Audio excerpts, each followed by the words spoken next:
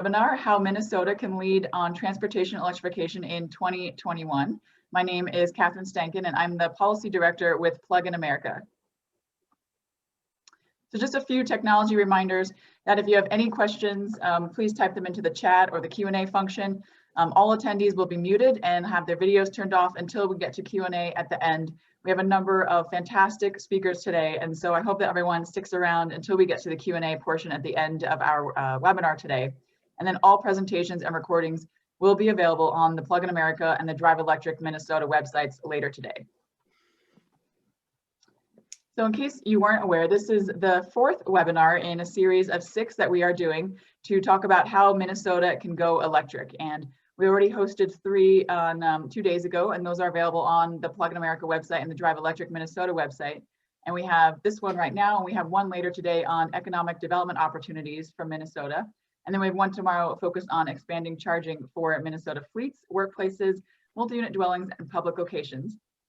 And just a brief thank you to all of our many partners here. We've had a fantastic turnout for all of these webinars so far, and that just shows the growing excitement for all that Minnesota is going to do and step forward to really lead in this sector in next year. So I won't go through all of our partners there, but just a big thank you to all of them. And we have even more partners right here.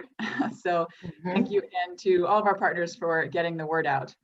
And if you'd like to join that webinar later today or tomorrow, then here's also the link where you can register at driveelectricmn.org, and you'll see a link right there. Just a brief note about Plug in America. We are the voice of the EV consumer in Minnesota and both nationwide. We're a 501c3 nonprofit founded in 2008, and we focus a lot on policy and advocacy, and then also education and outreach.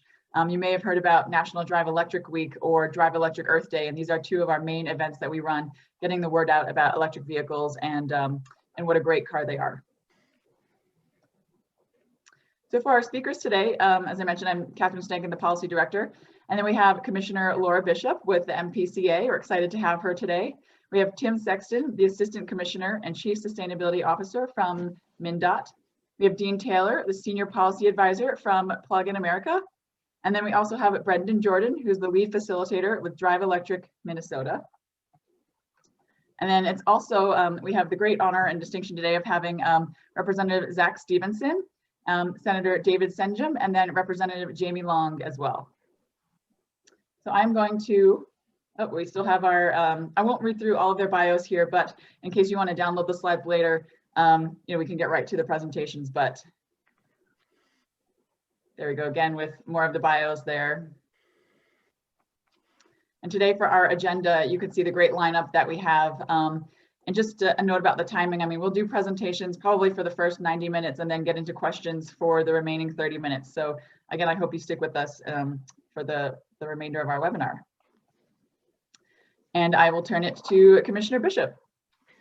Well, great. Well, thank you so much. It's really my pleasure to be here. And certainly with all of these panelists as well, that I'm very excited to continue our work on electrification in Minnesota and specifically in the transportation sector. So it's, we've been doing a lot of work, and so I'd love to really dive into some of the reasons why we're doing this and what we're doing. So on to the next slide. Really, I think it gets at, and many of you may have seen this slide before, but it really gets at why is this an issue and why do we need to think critically about our current transportation system and how to improve it. So our transportation system is critical because it's currently the largest single source of climate changing pollution in Minnesota. And you'll see on this slide that it looks at different sectors and our current greenhouse gas emissions. The chart here is based on the latest available data from 2016, but that's going to be updated soon. Our next greenhouse gas inventory that MPCA produces and releases to the legislature in a report is using data through 2018, and it's due to the legislature next month in January 2021. While that report is still in draft form, I can confidently tell you that transportation is still the #1 greenhouse gas emissions in our state. So source of greenhouse gas emissions in our state. So we'll be talking more about that, and I'm sure you'll be hearing more about that during the legislative session as well. So given, we'll go on to the next slide. Thank you so much for your help with the slides, by the way. Given the scope of the problem, we know that there is no one silver bullet to solve it. In terms of policy, we understand that this requires a multi-pronged approach, including ensuring that Minnesotans have access to the cleanest vehicles available, and 2, advancing electric vehicles in and building out the EV infrastructure. 3, supporting cleaner fuels, including biofuels, and 4, supporting community efforts to reduce emissions from transportation, which can include transit as well as efforts to make biking and walking safer and more accessible. I'm going to focus really on 1 and 2, the ensuring the access to the cleanest vehicles and advancing electric vehicles and building EV infrastructure, especially since we know that personal vehicles really are one of the largest emissions in our transportation sector. So we'll go on to the next slide.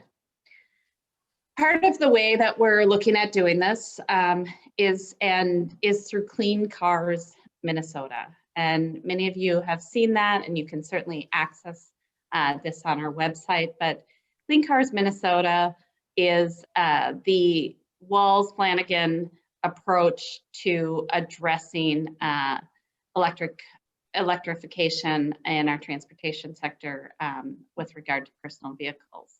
We're looking at a rulemaking process, and we've been working on this.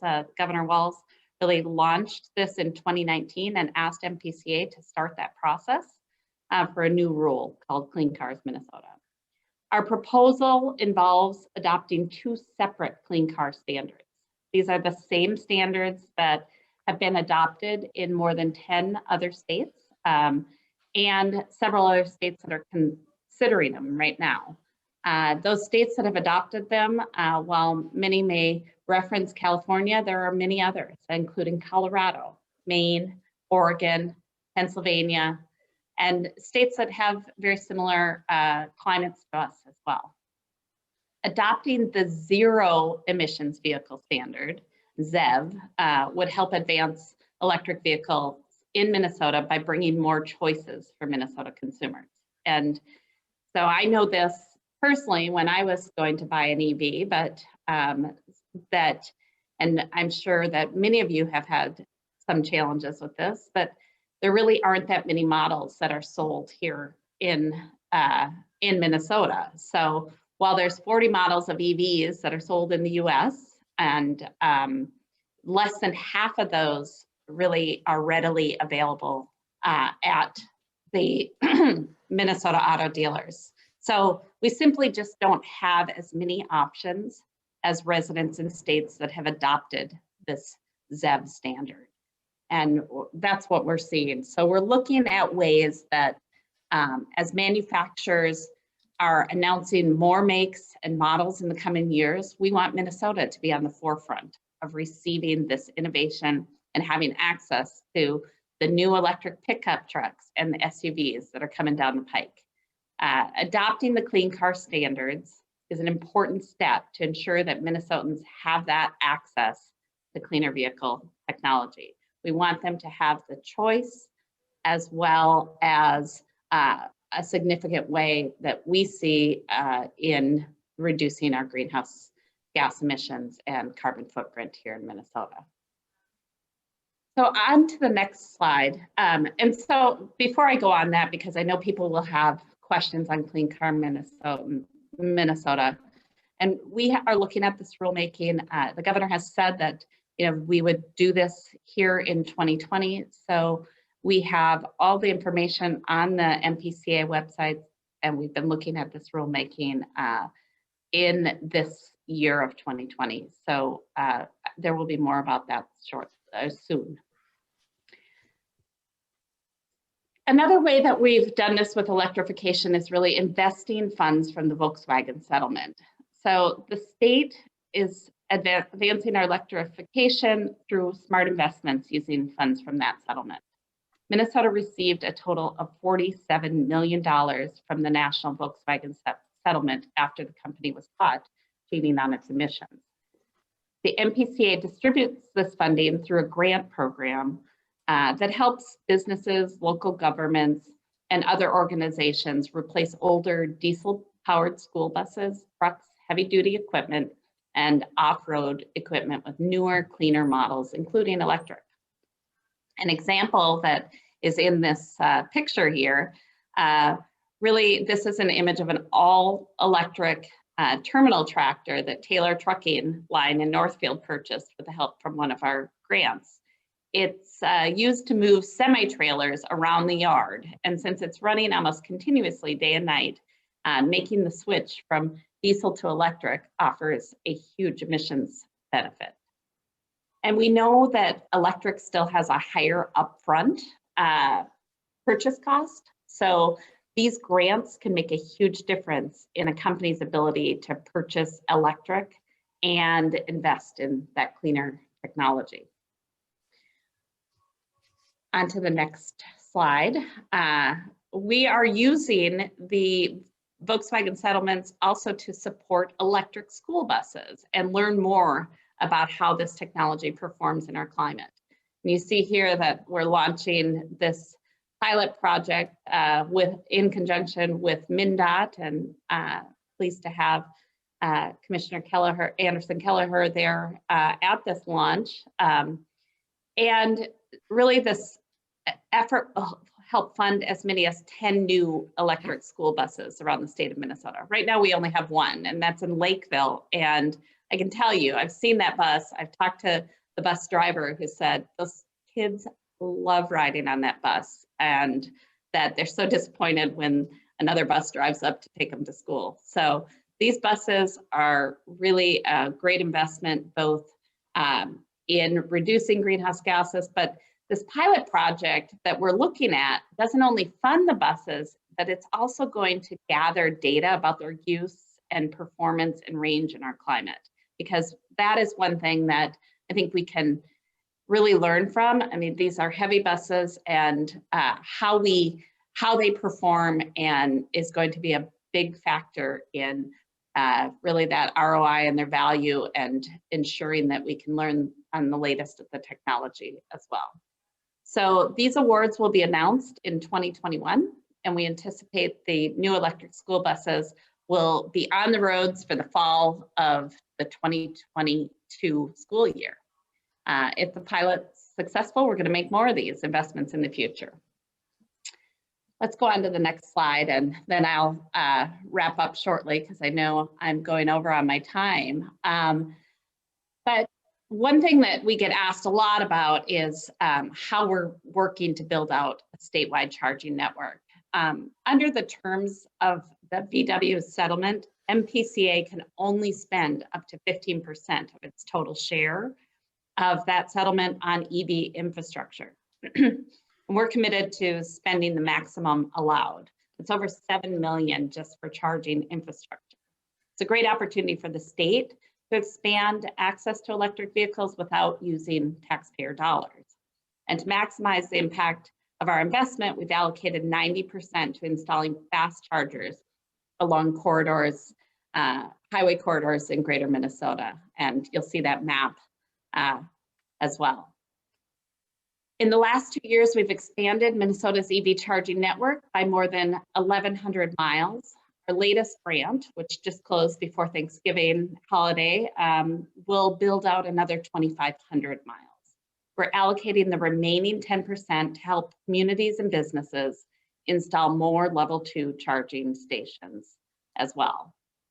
For example, in 2020, the city of Coon Rapids installed 2 new level 2 charging stations outside of their city hall and ice center, and that was with funding from an MPCA grant.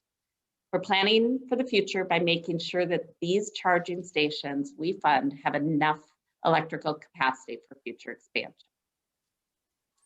Next. We're also looking, and certainly we worked on the bonding bill and with Senator Senjum and the legislature, of course, but we're excited that the bonding bill passed in 2020 with bipartisan support. And that included $2 million for EV charging infrastructure via the Department of Administration. This will pave the way for more EV charging opportunities at government buildings, state parks, rest stops, and more, and will support the state enterprise as we work toward our own sustainability goals to reduce our fleet consumption of fossil fuels by 30% by 2027. Thank you again to Senator Senjum for his help on that. And finally, on the next slide, really this gets into the administration's One Minnesota Climate Vision. There's a lot of work that's happening under Governor Walz's climate change executive order and our One Minnesota Climate Vision. The executive order created a new climate change subcabinet of 15 leaders that I'm very proud to chair. And we've been meeting since we started actually as an administration. We started meeting informally, and then when the executive order was finalized, we started a rhythm of meetings, as well as the governor appointed an advisory council made up of 15 members from across Minnesota. This is a diverse group that represents business, labor, farming, education, research, communities, and more. So we just had our first meeting of that advisory council earlier this week, and it really was a great group of involved citizens here in Minnesota that are excited to help the state advance their climate vision. So we all have a shared vision on climate, and that's really to establish and accelerate policies that put Minnesota on track to meet or exceed our greenhouse gas goals and achieve greater resilience in the face of climate. I think with that, really Minnesota can be a leader here. We've already done quite a bit with getting the structures in place, and I'm really looking forward to working with the partners here on this call and including our legislators, as well as the new federal administration coming in, which also has a vision to really reduce our climate greenhouse gases, as well as advance electrification in our transportation sector. So I'm really looking forward to those partnerships. So with that, thank you very much. It's my pleasure to be here. Thank you so much, Commissioner. That was fantastic. And I'm excited for all that Minnesota is going to do too. So let me just switch our slides to the next presenter. But Tim, I'll invite you to. I can just jump right into it, Katherine. Yeah, that's helpful. and well, as you're getting that ready. There we go. So, well, first of all, yeah, good morning, everyone. My name is Tim Sexton, and I currently serve as the MNDOT Assistant Commissioner for Sustainability and Public Health, and also serve in the role of Chief Sustainability Officer for the Minnesota Department of Transportation. Thanks to Drive Electric Minnesota for hosting this webinar series and the opportunity, the invitation to share some thoughts about how Minnesota can lead on transportation electrification. There's a lot going on at the state right now, and I couldn't resist but trying to include maybe more than just a few highlights. So I'm going to move pretty quickly through some of these, and we'll be happy to expand further on any of these items during the Q&A session.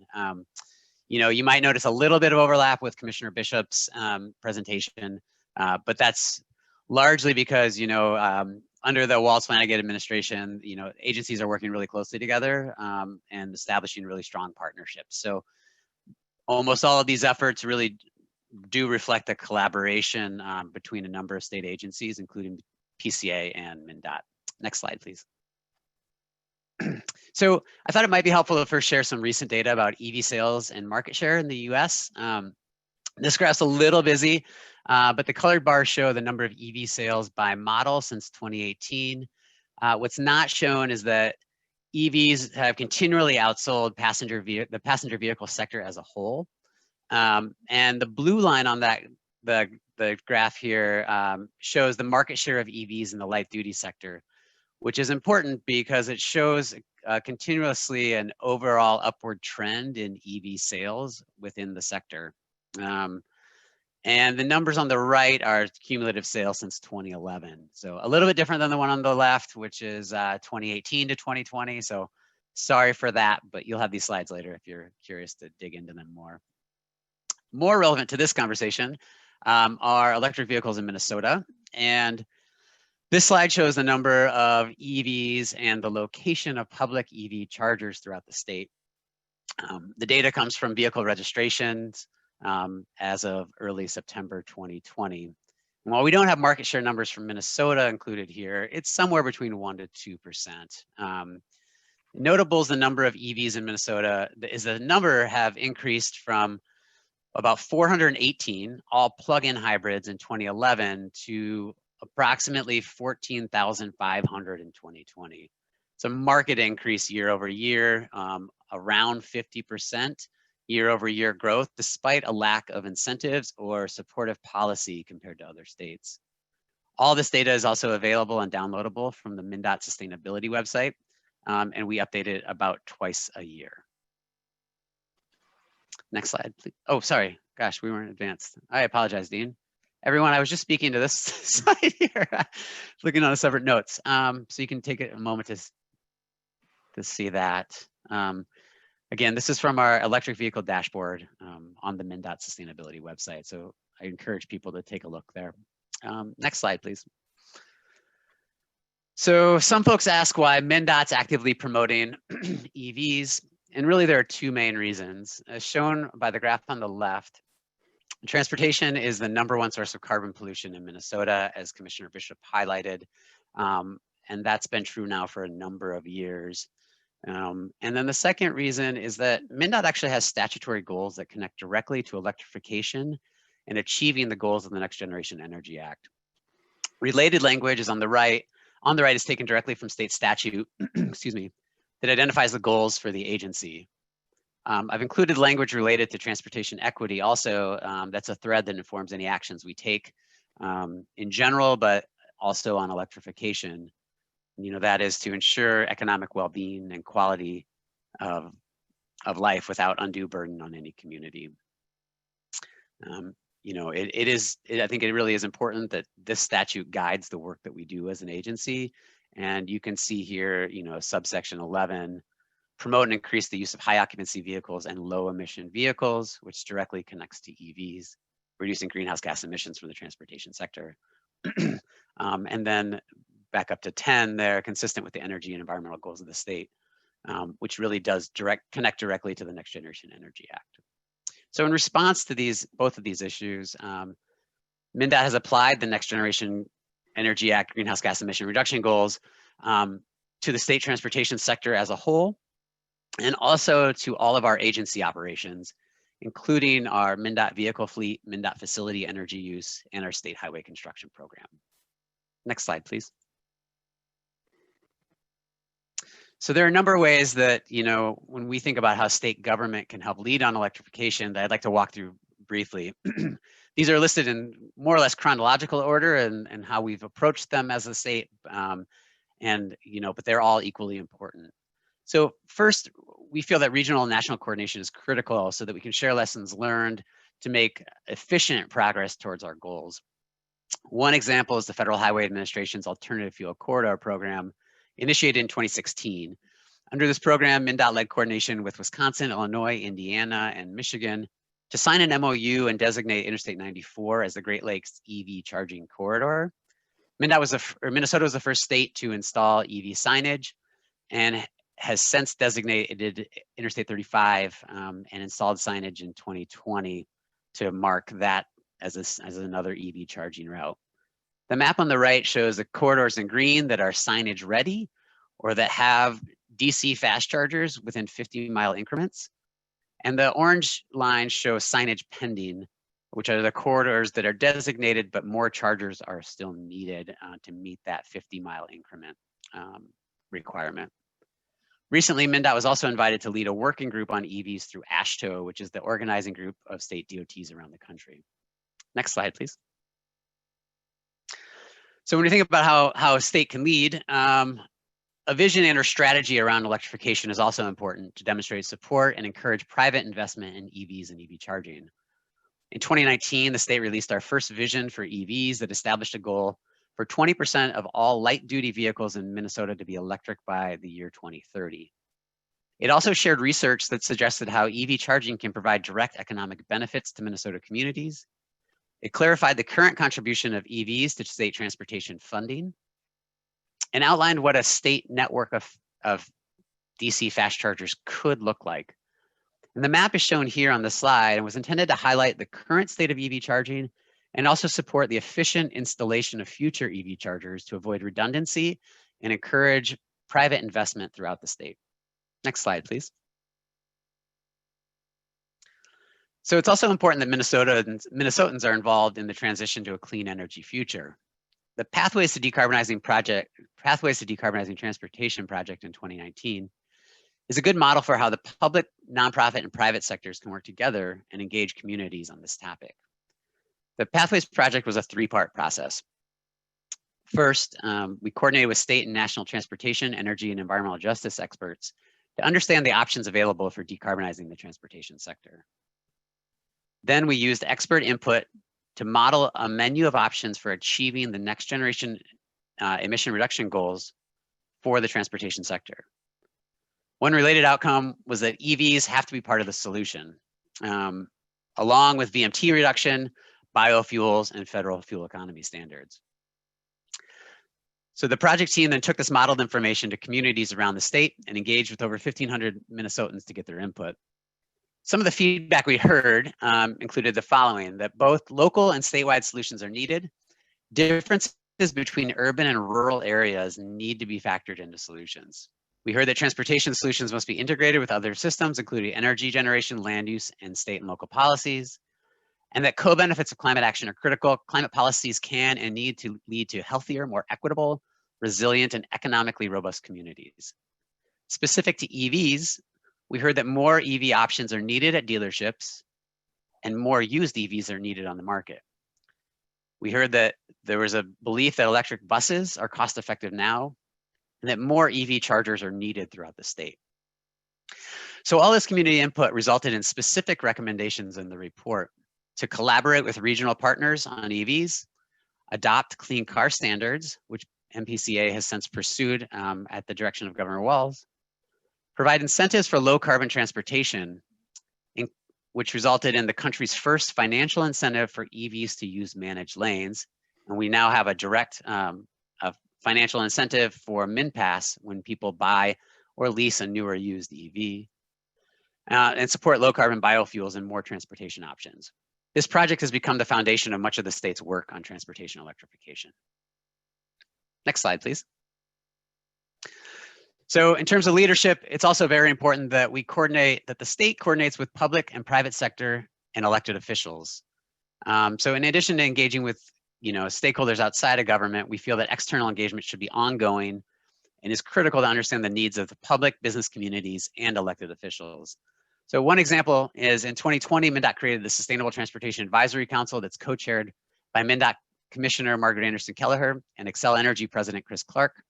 It includes over 20 leaders from public and private sectors, healthcare, community organizations, and elected officials. The goal of the STAC is to build on the Pathways project and help Minnesota transition to a low carbon transportation system in a way that's consistent with our statutory goals and maximize benefits to all Minnesotans while supporting safety, environmental justice, and economic development. A report identifying the recommendations from the STAC and the MNDOT response will be developed in March 2021, and transportation electrification is likely to be featured in these recommendations. Next slide, please. So another critical piece to how Minnesota can lead on electrification is supporting local communities directly. And so we heard from the Pathways project that direct support was critical, especially for smaller communities in greater Minnesota that lack the financial resources to invest in clean transportation technologies. As we think about electrification, this disparity in resources between larger and smaller communities must be considered.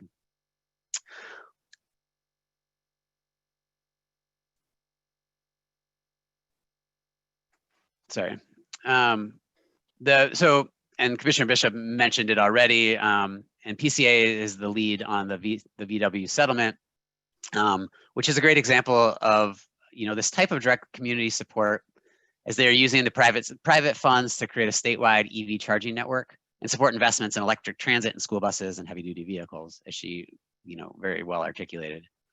Another example of direct support for communities is the MnDOT Clean Transportation Pilot Funding Program. This is a new funding program that provides direct investments in communities to pilot clean transportation technology with a focus on greater Minnesota, tribal communities, and areas of environmental justice concern. The program has been funded at $2 million per year for the next 3 years. And we're accepting applications right now. So really excited about this direct support for Minnesotans around the state.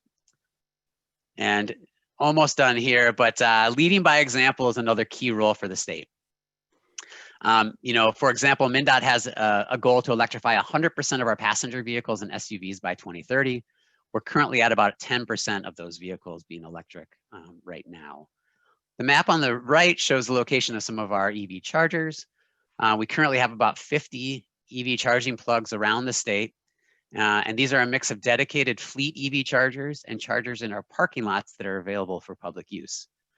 We also have developed guidance for installing ADA accessible EV chargers, which we found to be lacking around the state and with our partners, and also with some of the charging vendors who are not making ADA compatible chargers. So that's something that is another area the state can really lead in to encourage that market. And also developing educational materials to help our staff understand how to drive, charge, and maintain EVs. Next slide, please. Finally, I want to give a quick summary of some other ongoing opportunities where more work is happening and are needed. The first I touched on briefly in terms of the MnDOT statutory direction on really environmental justice. And we need to ensure the transition to a low carbon transportation system benefits all Minnesotans. We have to do better matching benefits of EVs, cleaner air, lower costs with the impacts of pollution. Commissioner Bishop mentioned the governor's climate change subcabinet and associated advisory council, so I won't touch on that. In terms of strategic planning, MnDOT's planning to lead a multi-agency effort to update the state's EV vision to become a strategic plan with specific goals, actions, and performance measures in 2021. And lastly, our transportation system continues to face funding challenges that extend far beyond EVs and have been exacerbated by the current pandemic and potential for changing travel patterns in the long term. MnDOT has evaluated the impacts of EVs on transportation revenue in Minnesota. Currently, the higher cost of EVs and the $75 EV registration fee mean that most EVs actually contribute more to state transportation funding than gas-powered vehicles. However, that may change with decreasing cost of batteries and more affordable EVs coming to market. And final slide, please. Thanks. And so there are real opportunities moving forward for MnDOT to embrace clean transportation technology, for Minnesota to embrace clean transportation technologies to help our economic recovery post-COVID, while also addressing the looming threat of climate change that faces us today and could severely impact the ability for future generations to experience the same economic opportunities that we've inherited from generations that came before us. So thanks a lot for the opportunity. I look forward to questions and Q&A. Great, thanks so much, Tim. And I like this last slide here that you have. It's very sobering as well. So I'm going to give a quick presentation now for just 5 minutes, and then we're going to launch into some of the current opportunities that Minnesota has before you all today. So so we've been hearing from Commissioner Bishop and from Tim there what Minnesota has been doing and how you've been laying the groundwork and setting that bar. And now Plug in America, as the voice of the EV consumer, we have been working on a report that shows, it's titled What the EV Driver Needs, the top 25 states leading that way. And so we wanted to give a brief, very brief, high-level snapshot about where Minnesota is lining up compared to some of the other leaders in our nation right now. So we put out a report already. It's called the Achieve Transition to EVs Model Policy Toolkit. This is done on an annual basis, and 2020 was our 4.0 version. And this shows what the best practice policies are. And so we've taken that toolkit now and those policies and then ranked and scored states based on these policies for the light duty driver only. So let me just emphasize that is just for the light duty driver. I know Minnesota is doing great things on bus policies and in the medium heavy duty sector, but we're looking just at the light duty driver. And our focus here is really how can we encourage states to be bold and go above and beyond and be supportive of the EV driver come 2021 and the years following. So we'll get right to it here. This is how we were looking to score and rank each of the states. We've broken it down into 4 separate categories there. On the left, you can see policies that are supporting the driver pre-purchase, during ownership, policies enabling infrastructure, and then some of the education and outreach activities, because that is still, while not discussed very often, that is still a very big barrier here in the awareness of drivers about the cars. And certainly over time won't be such an issue, but right now still that's a big barrier. And on the right, you can see some of the breakdown there of what that category might mean. So for example, with supporting the EV driver pre-purchase, we've got a purchase incentive, whether that's a rebate, a state tax credit, a sales tax exemption, whatever in that form, a purchase incentive. Access to the clean cars, this means pretty much adopting the clean car standards, or if a state has a prohibition on direct sales, has the state taken action for that. We've got HOV lane access, and then there's some creative ideas too. Some of the states have their air agencies doing providing additional rebates for their drivers. In terms of the policies supporting the driver during ownership, we have a fair EV fee, so nothing excessive or punitive. If the state has a clean fuels policy, public requirements on payment methods. So this would be something along the lines of like a minimum payment standard. So for example, a credit card reader on your stations, favorable charging rates, and then physical access to EVSC. You know, coming from the driver perspective, we hear about this quite a lot actually. And this means, does your state have policies enacted statewide pretty much that will discourage the gas car drivers from parking in the EV charging station spot?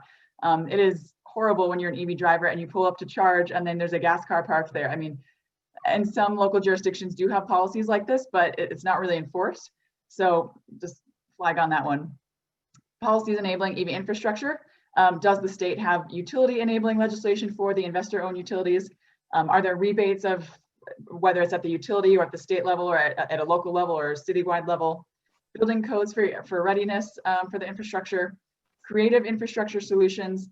This means things like the right-of-way charging policies or like streetlight charging solutions. Targets and goals for installing the infrastructure, and then corridor policies. And then I think the education and outreach activities, that's pretty straightforward. So let's see where Minnesota ranks up. So in this first category of policies supporting the EV driver pre-purchase, Minnesota does not have a large statewide purchase incentive. And then the access to clean cars, you are in the process of this, as Commissioner Bishop said. So we could probably change that box to a green yes, but it hasn't quite been enacted yet. And you can kind of see where Minnesota is ranking up there compared to California. And then I put New Jersey on this slide just to show you that New Jersey actually, if we had looked at New Jersey a year or two ago, they would have been red in pretty much all of these categories, but they passed very comprehensive legislation just recently, and that's now, you know, propelled them into being one of the leaders in transportation electrification. So going forward, looking at the 2 remaining categories there, looking where Minnesota ranks up. So I think you guys, you know, Minnesota's doing a great job here, and there's just certainly room for raising that bar a little bit higher and looking to beat out states like California and New Jersey. So I'll maybe save some questions until the end of the presentation, and then now we're going to get into the solutions that are before Minnesota right now. And that full report is coming in Q1 2021. So I know that was very brief, but I just wanted to give a quick snapshot of where Minnesota is right now, and I will pass it now to Brendan, who's going to talk about that clean fuels policy.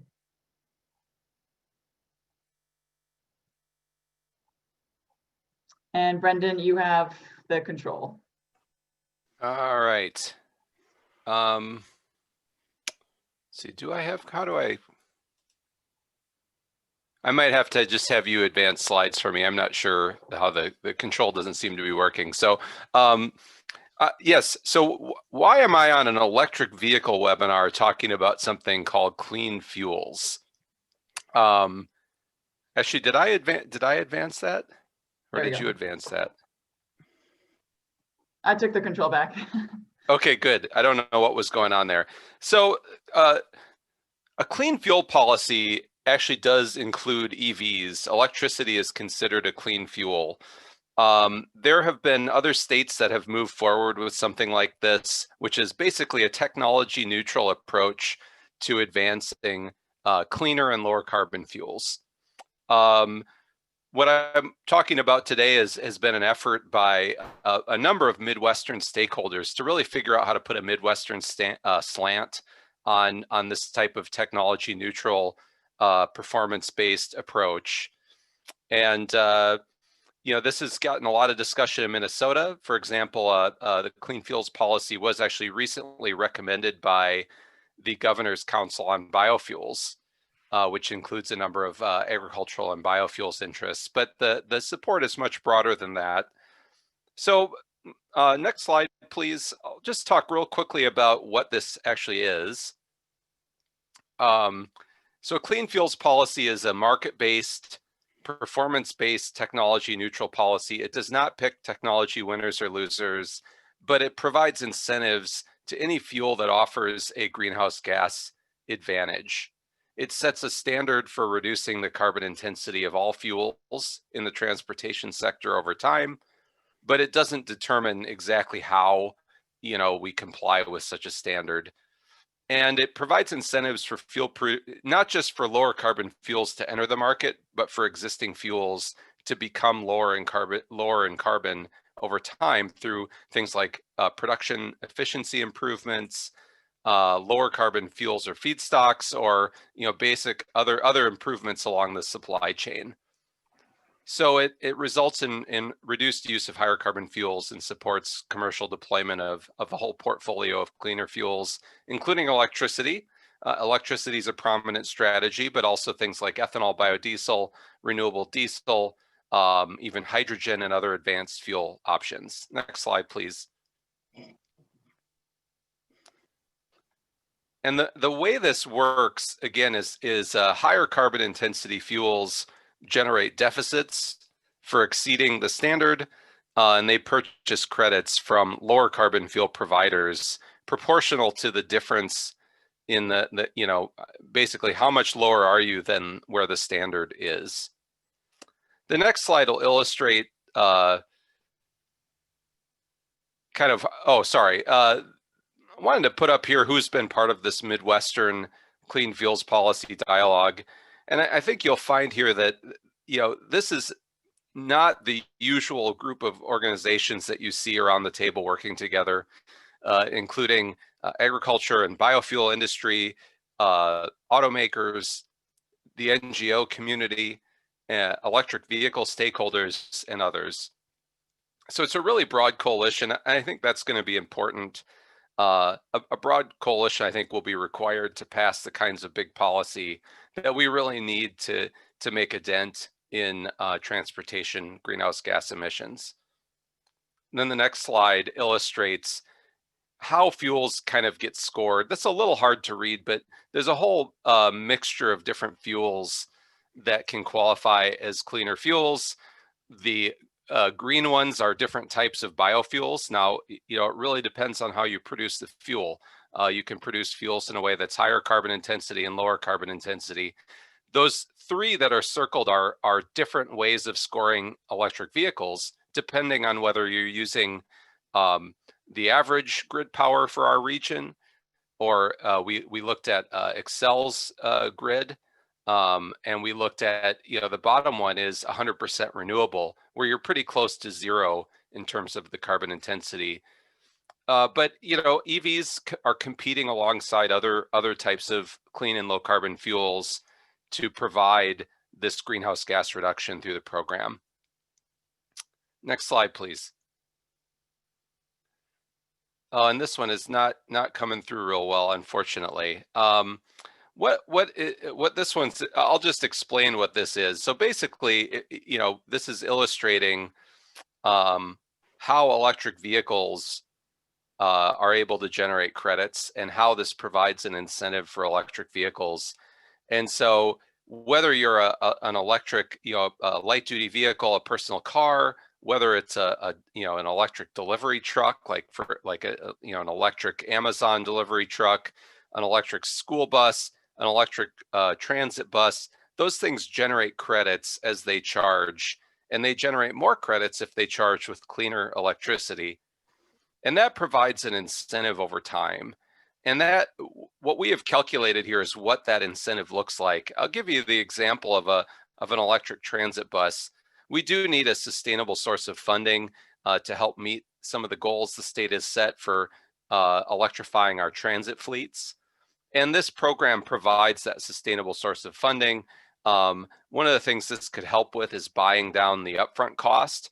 Electric transit buses, for example, save a lot of money over the life of the bus, but they today might be a bit more expensive upfront. This is the type of program that could help buy that down. So we could really accelerate EV adoption in a number of these categories. Next slide, please. We have modeled partnering with a consulting group called ICF. If Minnesota were to pass a clean fuel program, we actually looked at a combination of Minnesota and Iowa together passing programs to show kind of two different types of states in the Midwest with different populations and economies, and looked at how they would comply. This is focusing in, we have compliance scenarios for what happens with ethanol and biodiesel, renewable diesel, and other low carbon fuels. But from an EV perspective, this program could help drive increased light duty EV adoption, getting from 1% of the fleet to perhaps 15% of the fleet by 2030 under a more aggressive or more ambitious carbon intensity standard. And you'd also move towards higher adoption of carbon-free electricity. In the medium and heavy duty sector, this means trucks and buses. You can also electrify in those areas. And potentially this policy could help move towards up to 10% of the medium and heavy duty fleet by targeting those use cases that make the most sense and the most economic sense first. So I think it does show that this program could be very helpful. It has been very helpful in other states that have similar policies. Next slide, please. I think the real highlight here is the economic benefits. And this slide is also not coming through quite right for some reason, but looking at the net positive economic impacts, we take into account, there's winners and losers, and it's not all positive, but on net, this program is expected to result in, if it were adopted, within 10 years, about $10 billion in net economic benefit. So benefits exceeding costs.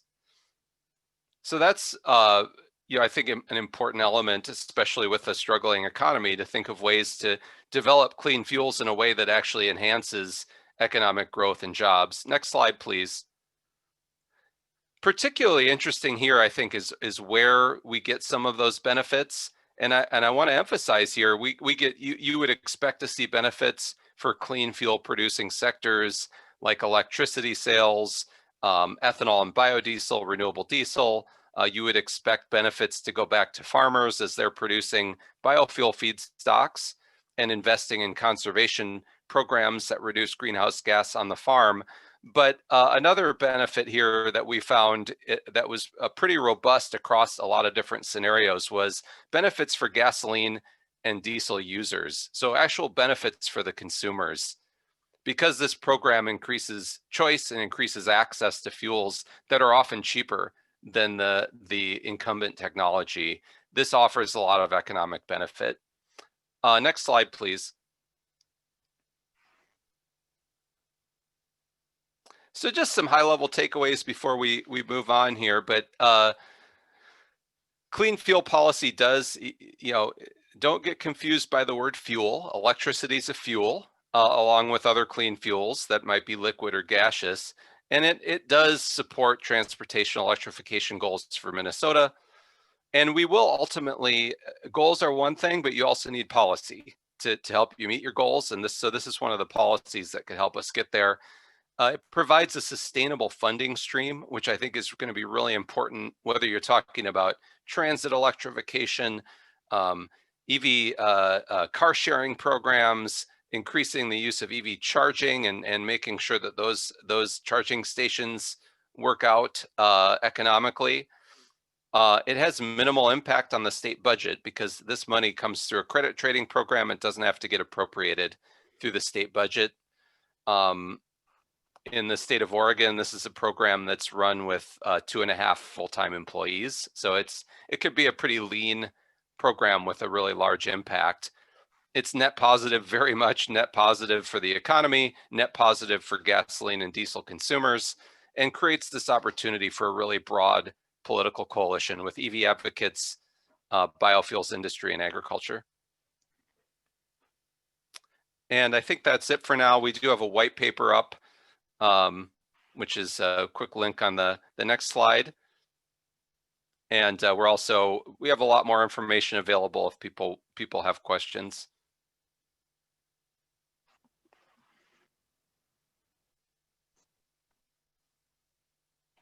Great. Well, thank you, Brendan. And then I'm going to pass it now to Representative Stevenson.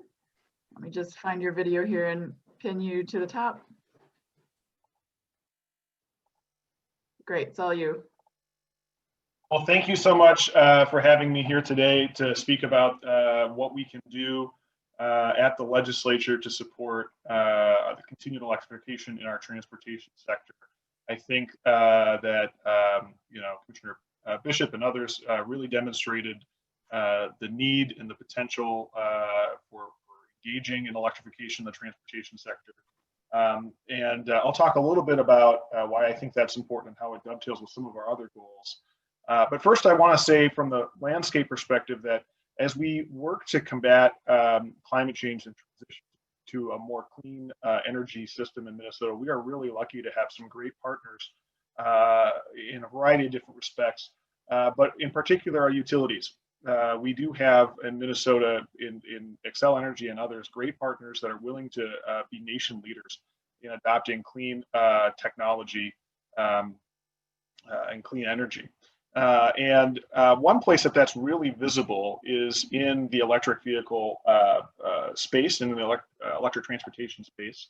And we're seeing it now in a really exciting way occurring at the Public Utilities Commission, the PUC. And I'll tell you that if you care at all about jobs in Minnesota or renewable energy in Minnesota, you should be paying very close attention to what's happening at the PUC right now, in particular with the COVID relief docket. And I'll tell you why that connects to what my thesis here of what's going on at the legislature in a minute. But over the summer, PUC Commissioner Joe Sullivan initiated a process where the PUC ended up asking our utilities to present plans for how they could help with COVID relief on an economic perspective. And our utilities came back with some really exciting plans and huge potential investments that could create thousands of jobs, invest billions in our state's economy. Xcel Energy put forward just a phenomenal plan that would speed investments in transmission and new clean energy generation resources across the state, creating thousands of jobs, but also do a lot on electric vehicles. And Minnesota Power, likewise, and some of the utilities also put forward some great plans in this area. You might have seen some news coverage of Minnesota Power's plan to do pilot projects with mine vehicles. And these are enormous vehicles that haul around massive amounts of fill and taconite up on our iron ore mines in northern Minnesota. And obviously the carbon savings by electrifying just one of those things is the equivalent to taking, massive amounts of cars off the road. But here in the Twin Cities, Xcel, their plan involves engaging new electric vehicle purchase rebates, both for consumer cars, but also for electric school buses and electric transit buses.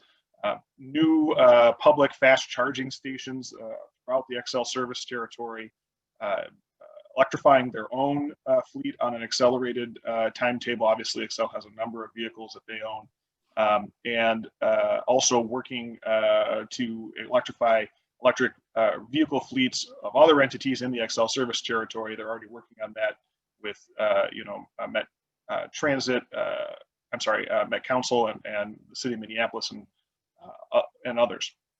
And, how is this all paid for? Of course, is through the rate recovery mechanism and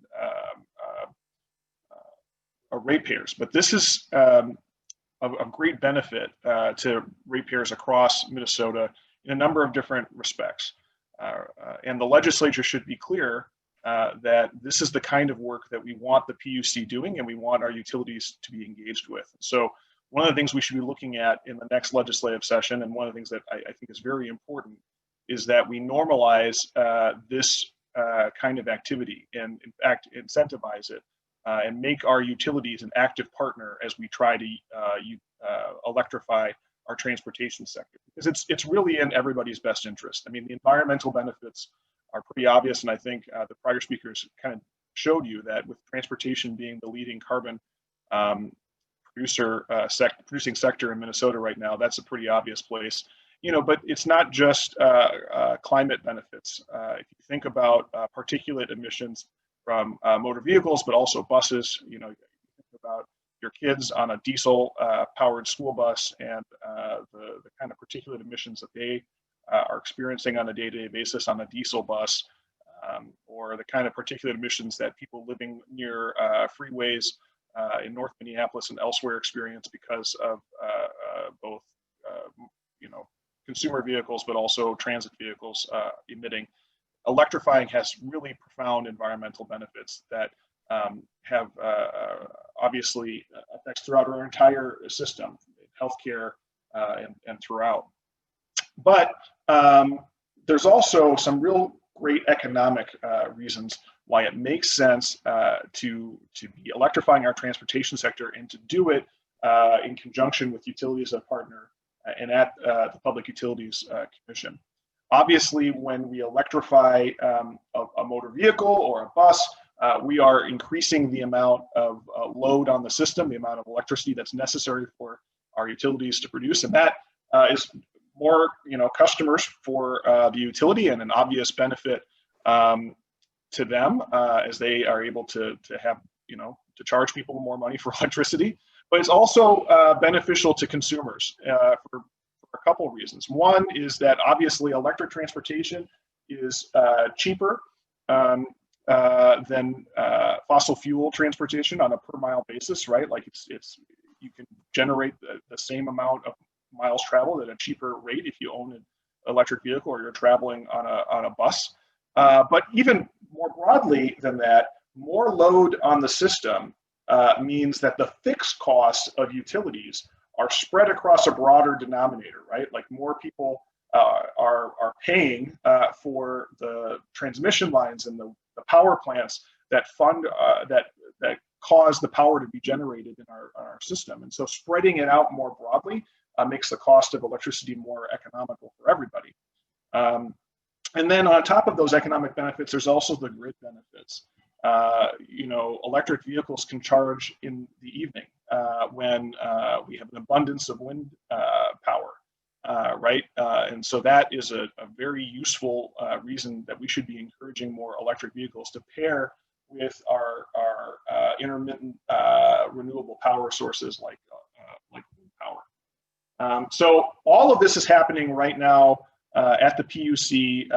That docket is pending. They're looking at comments and reviewing it. I'm hopeful that we'll see positive action in the first quarter of 2021. But it's all happening in the context of an extraordinary circumstance, this COVID pandemic and the resulting recession. And the PUC is, I think, looking at it in that context. And as I alluded to before, what we need to do next is normalize this thinking.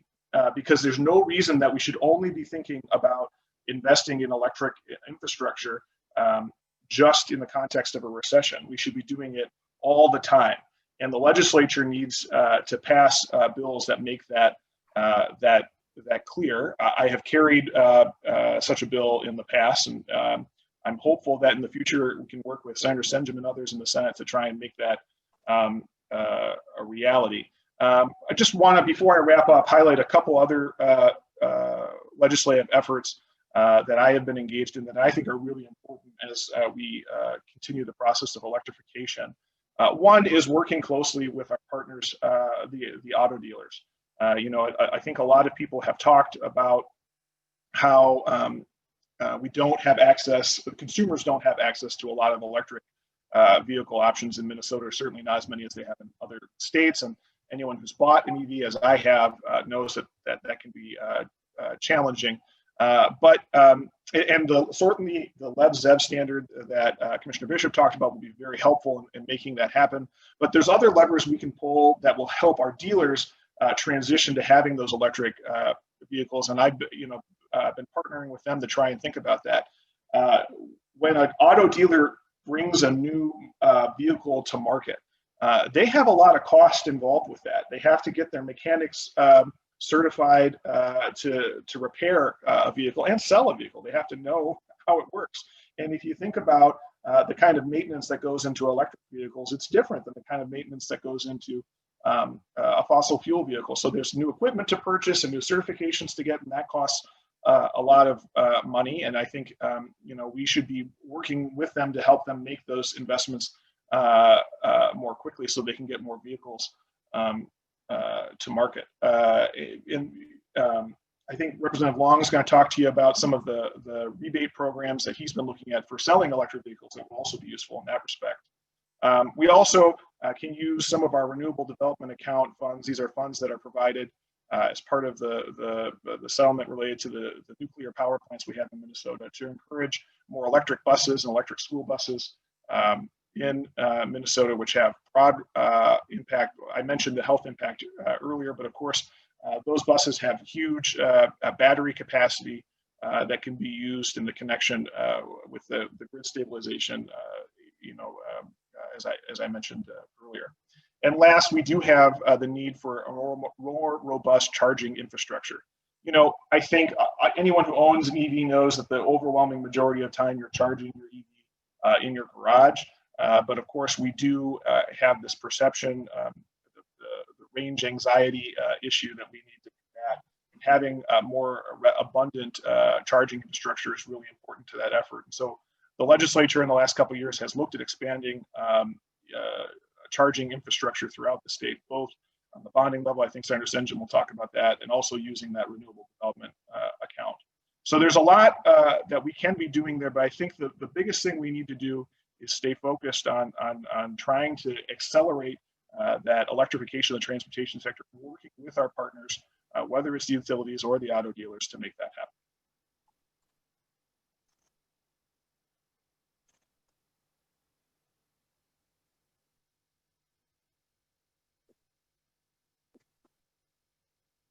Oh, I was still on mute there. I'm going to pass it now to Senator Senjum.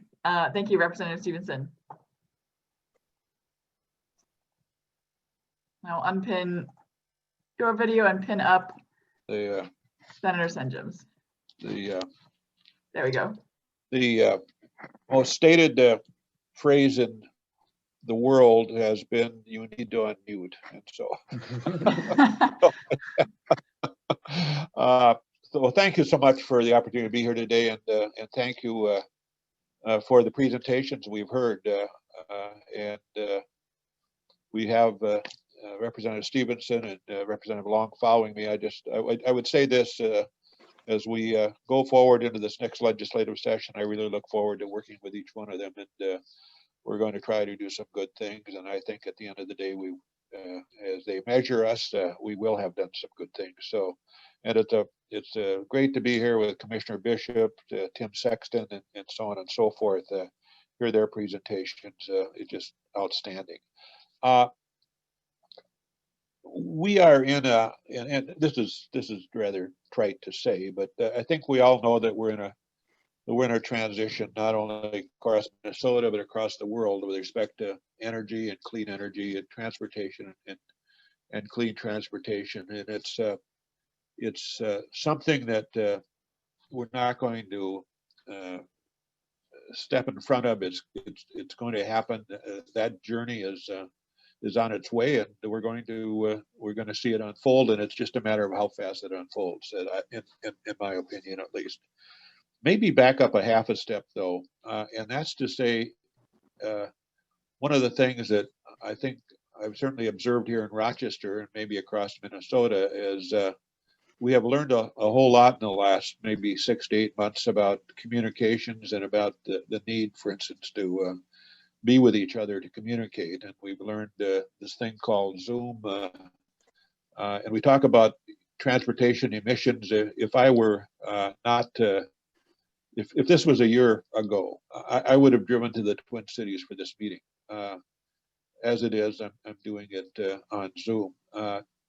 Today, in downtown Rochester, more than 5,000 Mayo Clinic employees did not get in their car and drive to work today because they are working online. And I rather think that's across certainly the state and the country, and again, perhaps even the world.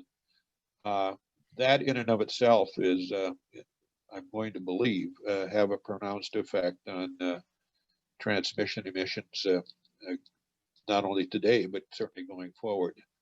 And I'm just kind of thinking about, can the legislature do anything to even further incent that?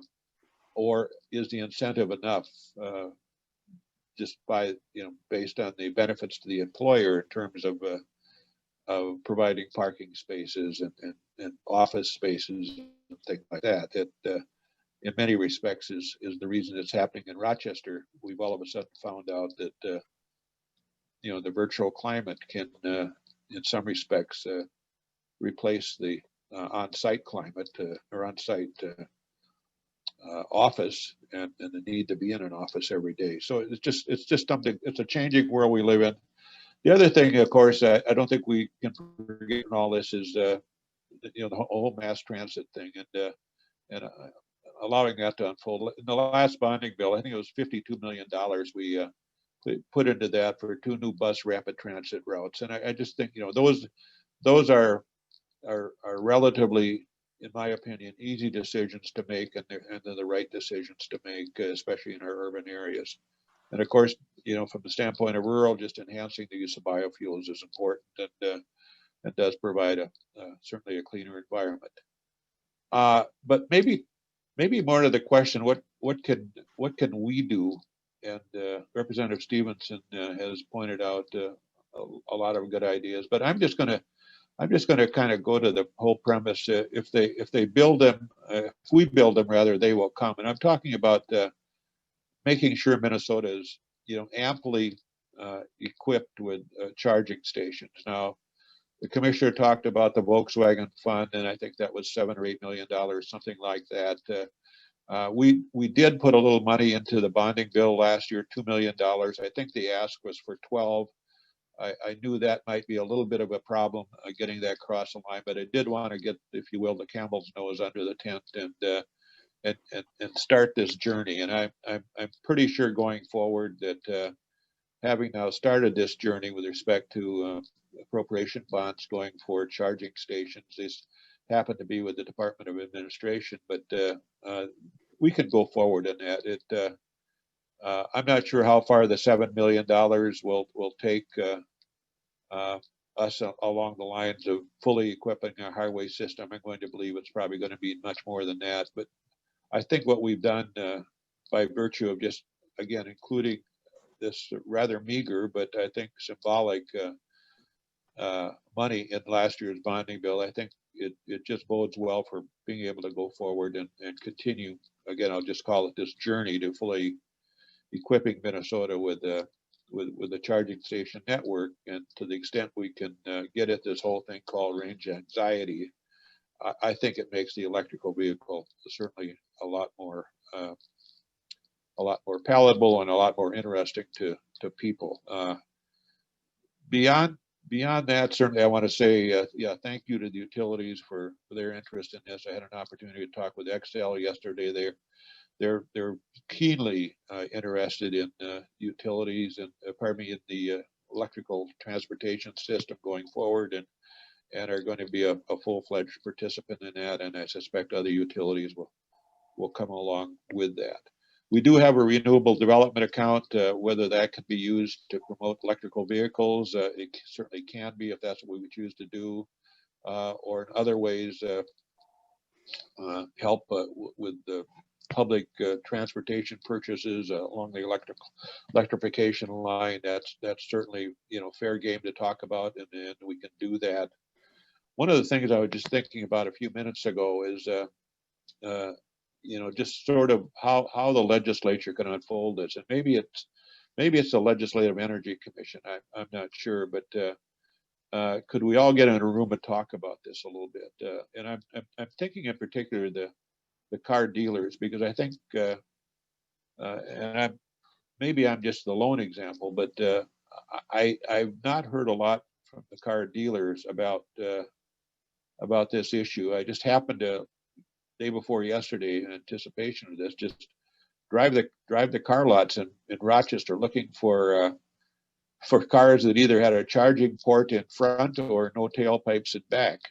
And I, you know, honestly, I didn't see any. I know there's some in there, but it's for the casual electrical car purchaser that just wants to drive around at night, peruse the parking lots.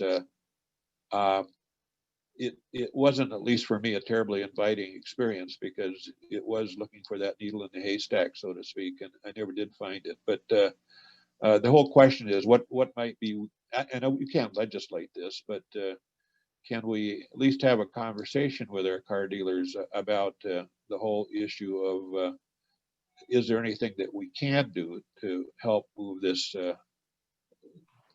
the whole interest in selling electrical cars in Minnesota a little bit a little bit further forward. And I don't know the answer to this, but I think it's certainly worth a conversation. So I think I'll just maybe stop there, but I think we need to talk to the dealers. I think we need to fully equip Minnesota with a charging network, get rid of this range anxiety. I think to the extent we can use our renewable development accounts and our bonding ability to again move this forward, it's important. I don't think we can forget about mass transit, and I think we ought to just have some conversation about the whole, you know, virtual office and where that's taking us, because I think that in and of itself can avoid a lot of emission related transportation related emissions that we are, you know, that we have almost learned to live with.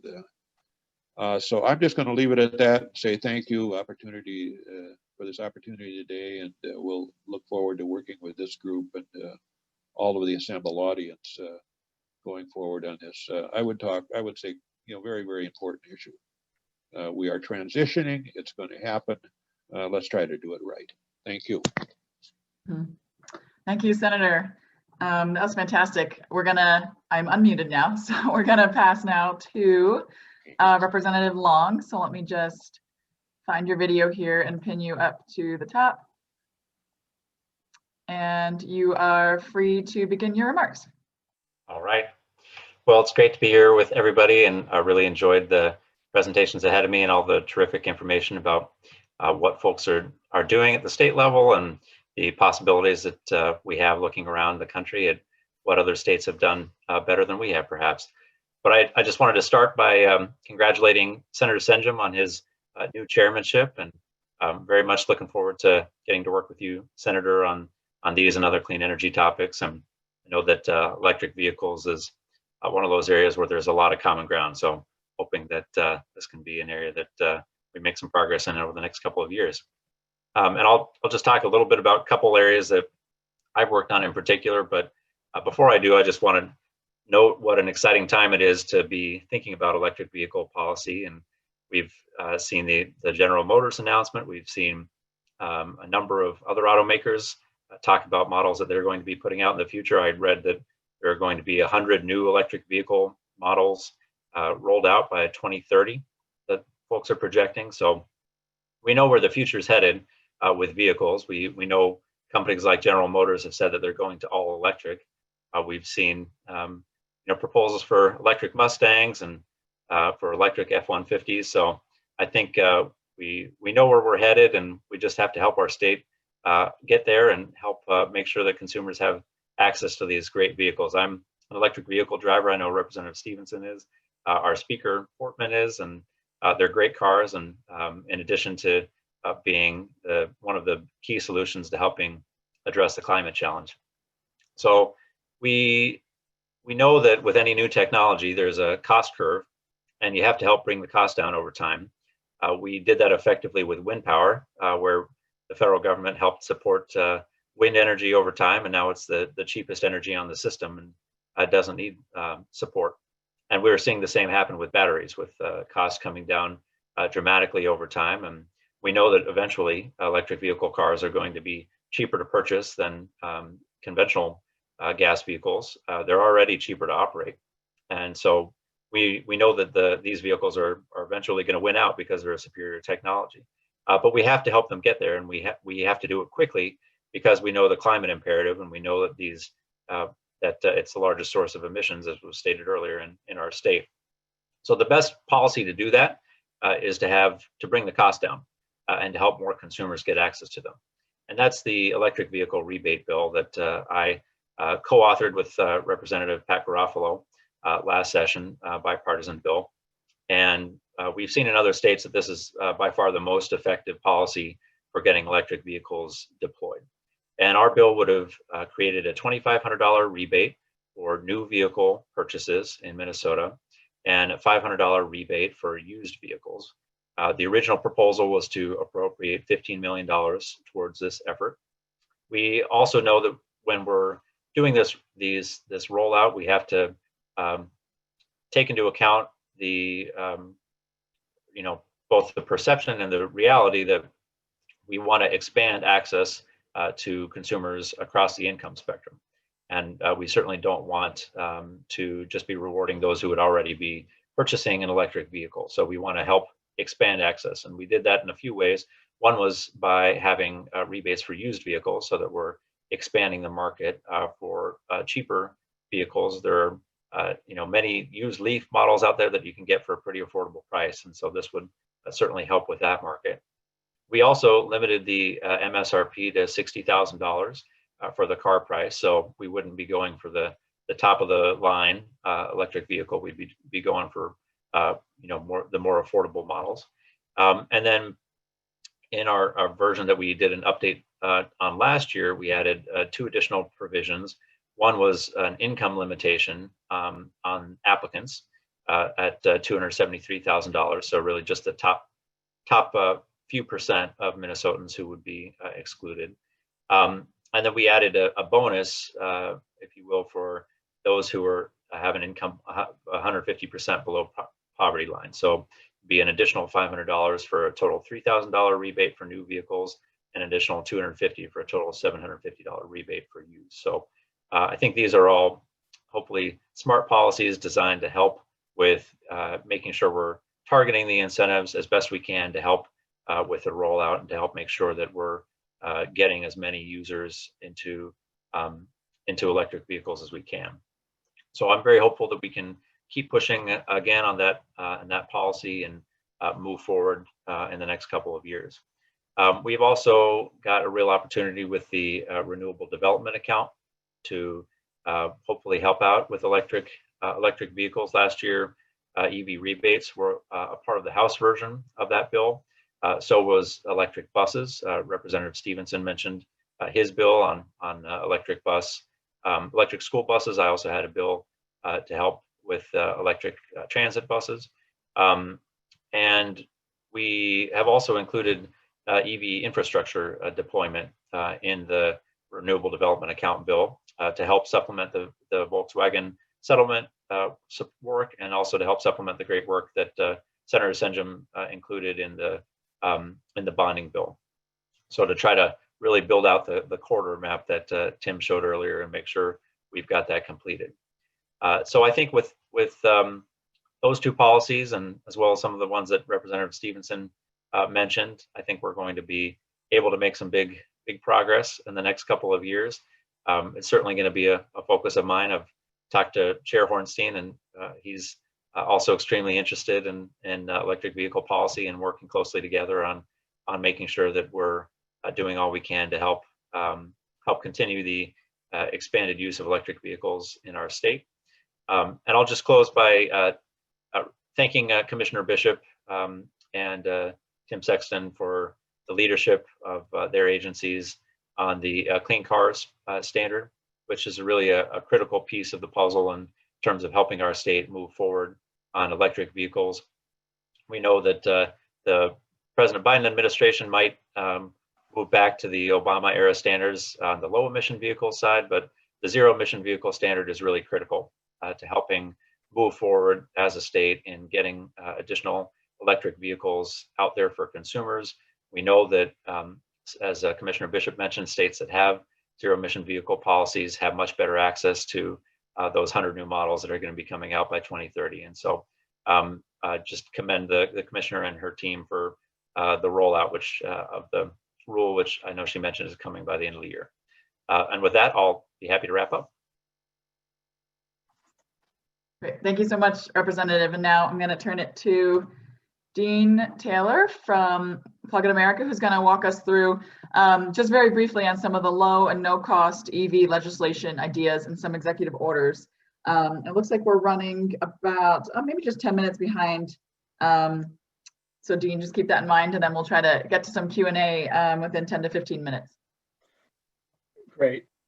Good afternoon, everyone. Before we get started, I did want to give a shout out to later on today at 1 o'clock, we're having a deep dive into economic development in EVs in Minnesota. We'll have Bloomberg speak from Bloomberg New Energy Finance. We'll have commissioner from Minnesota DEED and a deputy commissioner from Department of Commerce, as well as a bunch of other speakers on how Minnesota can really take advantage of the job opportunities associated with electric vehicles, get more manufacturing and other things located. And then tomorrow we're having another one where we're deep diving into all the utility programs for away from home charging, workplaces, public, apartments, condos, all of that.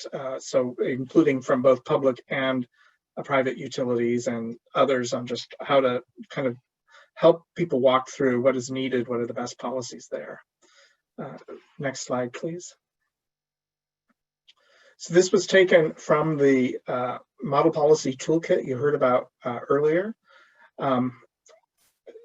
My purpose here today is to try to plant some seeds. Obviously, we have budget concerns, and the thought is that maybe doing very low cost and no cost ideas, whether they're executive orders, legislation, or regulation, might have a more chance. So maybe vote in the chat or Q&A on what are some of your favorites. I apologize if I may have a few errors in here that were maybe some of these already exist after hearing some of the other presentations. So I do apologize, but I'm also hearing some new ideas in the chat. For example, one of the persons mentioned, why don't you raise the speed limits just for electric vehicles, higher than the speed limit for gasoline cars. So I bet a lot of people would want to adopt an EV just to, be able to take advantage of that. And, it's obviously a very low cost type of legislation. So that was something that isn't in my presentation, but shows the potential creativity out there. Next slide, please. So I'm going to go through some different categories here. One is on charging infrastructure. One is you get a bunch of federal funds from an account called CMAQ. You could direct that a certain percentage of those must go to EV infrastructure, for fleets and other things, or linked to rural EV tourism or corridor planning. We've talked about the clean fuel policy could be done by legislation, perhaps by executive order. It's been done in some states that way. You could do pool procurement legislation to have all the public sector, or just maybe not with the legislation, just public sector collaboration. You could have a revolving loan program. I'll talk about that on the next slide a bit more. You could have requirements for new homes, apartments, condos, commercial buildings to be EV ready. Could have a study on the potential of EV charging at streetlights and power poles statewide.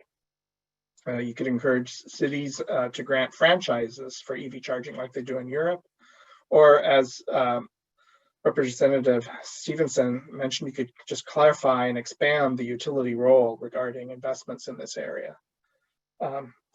Again, I'm going kind of fast here, but just again, trying to plant some seeds. And these are all ideas that we've seen done, in the toolkit in some states somewhere. So next slide.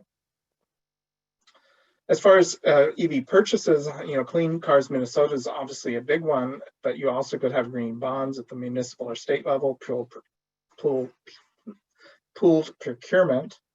As far as low-cost legislation, you already have the MINPAS, but you also might want to do low and no-cost loans for low-income consumers. There's several models there: seed money to a foundation or state agency to operating a revolving loan financing program. You could have assistance to some kind of public-private partnership, for example, a credit union and an NGO for, again, a revolving loan financing program. And then you could do the same for electric trucks and buses for small fleets, or even a seed money to a load guarantee program. Next slide. In the category of just consumer education and protection, you heard earlier about the classic thing is in the biz we call it icing, where a gasoline vehicle parks in an EV designated spot. There needs to be clear authority to be able to find and tow those vehicles. There's a lot of things regarding the details of open access, payment, and interoperability. So things, for example, requirements for charging access. You can have either credit card, debit card, prepaid cards, so you don't have to carry around 5 or 6 different club cards. You could have access requirements for level 1 DC and DC fast charging. It's not always allowed. It's just requirements for signing and pricing transparency, so you know what you're actually paying for. And then clear authority and direction to the Minnesota Weights and Measures Department regarding consumer protections. There's also requiring clear mapping data, directing utilities to do broad market education and outreach and attractive rates for all locations. There's also, I mentioned up above, the EV Bill of Rights. I have in the appendix an example of, I think, 12 things from a driver's perspective, how to improve the experience. Obviously, EVs are much better than gasoline, but there are some examples where you run into these headaches where they could be fixed by public policy to make the experience better in all ways. And then simple things like proclamations for National Drive Electric Week or Drive Electric Earth Day. Next slide, please. On equity, there's a number of different things you could do, including just stating what are the goals, just to have real clear goals for utilities and agencies for disadvantaged rural and tribal communities.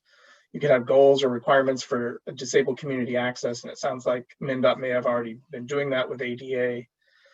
There's, you could do, like I mentioned, the study on streetlights, just to have have more access for people who do not have access to home charging or workplace charging. You could have a utility stakeholder study on all the ways to reduce the costs of charging. That's something in some states, there's a lot of different regulatory requirements and it's starting to get expensive, all the costs for networking and stuff. In fact, Rocky Mountain Institute recently had a fascinating study on this, and there's kind of a real urgent need to start thinking about more ways to reduce the cost of charging, especially away from home. You can have requirements just on access, especially using like prepaid cards, because not everybody has access to credit and debit cards, and even a pilot program on prepaid cards, especially for low-income people. Next slide.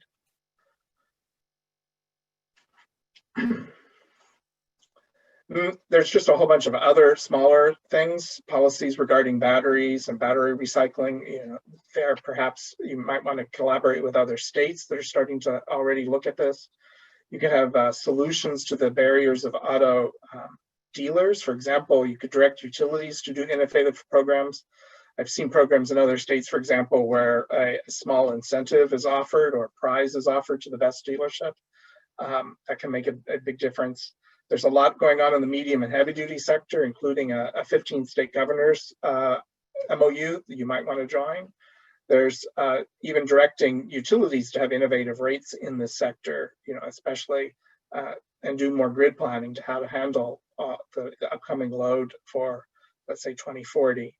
And of course, medium and heavy duty is kind of cross-cutting, so many of the ideas I mentioned earlier apply. Next slide.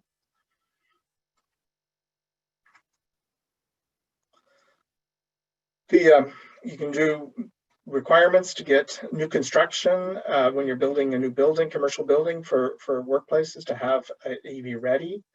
In other words, do all the work when you're building before you put in the asphalt or concrete. State energy offices could do and it sounds like you may already be doing this, but I've seen, like in other states, this have action plan with well over 100 actions and due dates for things. And then fund, smaller regional EV readiness plans at a much smaller level for the different regions, so that there's that regional collaboration. On electric ride hailing, you could have access to the bus only lanes. You could exempt the EV ride hailing from any volume caps on licenses or streamline permitting for those projects. Next slide. On vehicle grid integration, you could have a direct policy directive regarding both self-managed charging and a tech-neutral approach to the various types of networked automated charging, whether it's unidirectional or bidirectional charging. There's a lot of competing technologies out there. It doesn't always have to be the smart charging stations. The cars and even your phone nowadays can serve in many ways as that network.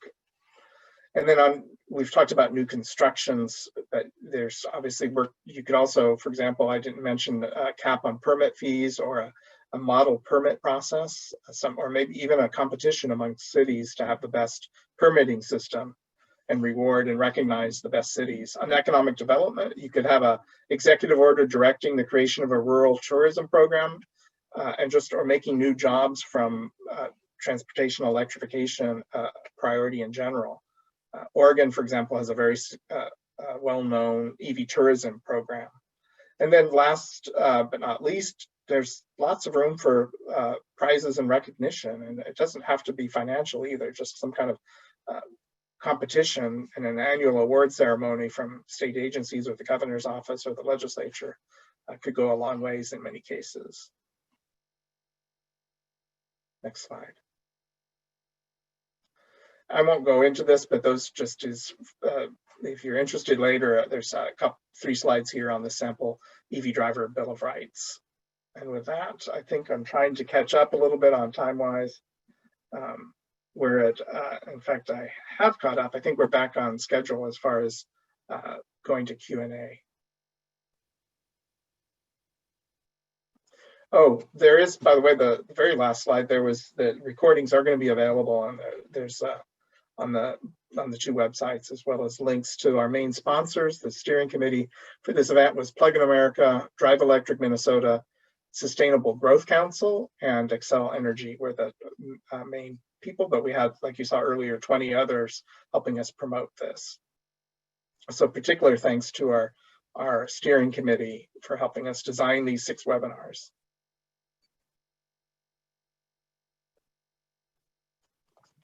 Thanks, Dean, for running through that. So now we're going to bring it back to the Q&A. So if I could ask our speakers to just be prepared to unmute themselves and have their videos ready, and we can move into the Dean and I will go through the some of the Q&A. And Brendan, if you had some questions you wanted to throw out there to everybody too. So first off, we've had this question. I think this was for you, Commissioner. If does Minnesota have certain charging network or charging station goals for accomplishing the greenhouse gas goals and commitments for 2030 and for 2040? So our main goal really was to be able to get on these main corridors. And Tim Sexton, if you're on, I know you've been working on this one quite extensively. If you have something to add on what those goals are for 2030 and 2040, I'd appreciate that. Yeah, so I apologize. I had one of my coworkers / child doing virtual schooling distracted me for a moment. Could you repeat the question? Yeah. So what are the, so we've talked about some of the greenhouse gas goals for 2030 and 2040. And so what are the charging stations, like what's the deployment target there in terms of charging stations or networks? Yeah, and so I mentioned briefly that we're going to be developing, our goal is to develop a new strategic plan for EVs this coming year, and that's one of the things that will be a part of that. We don't necessarily have a specific goal for the number of EV charging stations at this point, but it is something that we recognize there's a need for. Okay. Do you have a goal for how many EVs in 2030 or 2040? Yes, we do. So in 2018 with our EV, or 2019, excuse me, with our EV vision, we set a state goal for 20% of all light duty vehicles to be electric by the year 2030. So that's around 200,000. Okay, this question then, this was also from earlier, maybe for Commissioner or for Tim there about, will the greenhouse gas reductions from the Clean Cars program and adopting that be sufficient to offset some of the increase in greenhouse gases from the new Enbridge Line 3? And how are you calculating the gains and losses? Sure, I can quickly answer that. Really want to say, and what the governor has said on this is, we need to reduce our dependence on fossil fuel so that there is not a need for projects like this, but currently there is a need. So we are, Enbridge is with their Line 3, and so what we're trying to do is really look at ways that we can advance our transportation electrification to decrease that dependence. So that's how we're looking at this and calculating this. I know that some of the interest groups have calculated the greenhouse gases of the entire Enbridge line. Certainly that is something that we look at, but with regard to in Minnesota right now, the greenhouse gases that we're looking at are from those various sectors that we talked about. Dean, is there a question you want to throw out now? And then I'll also encourage anyone, if you have a question, you can raise your hand. There's a tool at the bottom of your screen there where you can raise your hand and then I can unmute you to ask a question. So I see we have a couple people that did that. So let me see if I can hunt to you. Amber, I have you, let me just allow you to talk. You are unmuted, I think, Amber, if you want to ask your question. Oh, great. I hope everybody can hear me. Get a thumbs up or, all right. Yeah. Thank you so much. Well, I appreciate the opportunity. Amber Backus with the Minnesota Automobile Dealers Association. And there was a lot of discussion in the chat about the auto dealers' position on policies to promote electric vehicles, as well as mentioned by some of the speakers. So just to clarify a couple things quickly, so more of a comment than a question, but we are in complete agreement that electric vehicles are the future. But right now, as it's an emerging technology, we think there are some barriers in terms of the range, cost, size, and capabilities, and we're extremely supportive of policies that will help us overcome those barriers. So are very grateful for the work that Representative Long and Stevenson have done in terms of providing consumer rebates. We've successfully worked with Drive Electric Minnesota the last few years on that legislation, and hopefully maybe 2021 will be the year we get that over the finish line, because we know with that disparity of about $12,000 between the price of an electric vehicle and the comparable fuel-powered vehicle, that's a big barrier to overcome, and these dollars can go a long way, as been evidenced by other states. The other thing that makes it difficult, at least for some of our dealers, to be able to offer EVs right now is exactly what Representative Stevenson said. There are huge upfront investments that some dealerships need to be made to qualify to sell EVs. And it's kind of a chicken and egg thing. I think more dealers will be willing to make that investment when it's a better market and they know they can recoup the cost of doing that by selling those EVs. But fortunately, with the advent of new models that Minnesotans like coming on the market in the next year or two, like the pickup truck and a lot more SUVs, we think that'll be a big to helping move those investments along on behalf of our dealers. But in the meantime, grants and other programs would be welcome. So I just wanted to interject that we are definitely in support of those policies and look forward to working with you that can help us get those advanced and through the legislature in the coming year. So appreciate the opportunity. Thank you. Great. Thanks, Amber. There's a question here still about the eco bill getting across the finish line this year. And I think a couple of you spoke to that, but if anyone wants to just jump in and remind everybody, you know, how you're looking to move that bill forward this year. Well, that's my bill. I'm the chief health author of ECO, and it's a phenomenal bill. For people who don't know, we have one of the nation's, we've had historically one of the nation's best energy efficiency programs in the country, the SIP program, but it's in need of modernization. And the ECO bill is a comprehensive look at that energy efficiency program.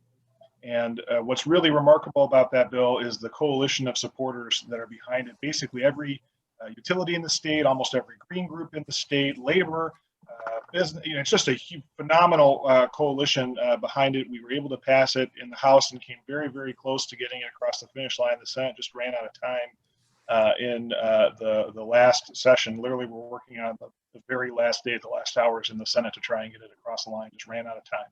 So the hope this year is to move quickly so we don't have that same problem. And we do have both energy chairs on the line here.